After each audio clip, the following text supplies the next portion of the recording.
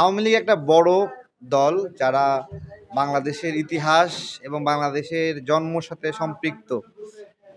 তো সেই দল আগেও বিপদে পড়েছে, এখন একটা বিপদ যাচ্ছে। শনির দশা যেটাকে বলে, শনির দশা কেটে তো রবিবার আসে। তো রবিবার আসলে তারা তাদের মতো করে রাজনীতি করবে। যারা বলে করতে পারবে না, তারা রাজনীতিটা বোঝে না।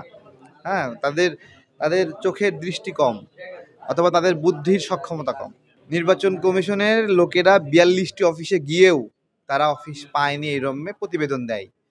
ওইখানে আমাদের ক্ষোভটা ছিল, তারা গেল, কষ্ট করে চানাচুর আপেল খাওয়াইলাম, কমলা খাওয়াইলাম, হ্যাঁ, এই যে মুখে চাবাচ্ছে সেই ভিডিওগুলো আছে, কিন্তু প্রতিবেদন লিখছে যে অফিস তারা পায় নাই।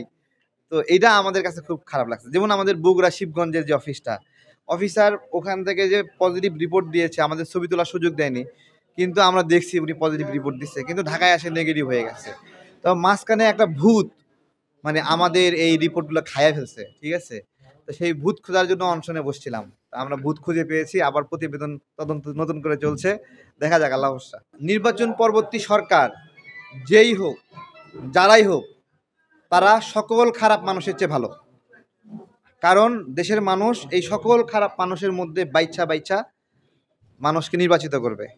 মানুষের এই নির্বাচিত করাটাকে আমরা তো খারাপ বলতে পারি না, ঠিক আছে। আমি ওই জন্য বলি যে নির্বাচন হলো খারাপ মানুষদের মধ্যে অধিক ভালো মানুষ বা অপেক্ষাকৃত ভালো মানুষকে বাছাইয়ের একটা প্রক্রিয়া। তো সামনে সংসদ নির্বাচনে যারাই যেভাবে মানে যে প্রক্রিয়া হচ্ছে, যারাই আসবে দেশের জন্য ভালো হবে। এবং এখন তো ১০-১২ জন মিলে রাষ্ট্র চালায়, তখন ৩০০ জন মিলে রাষ্ট্র চালাবে, রাষ্ট্র অনেক শক্তিশালী হবে।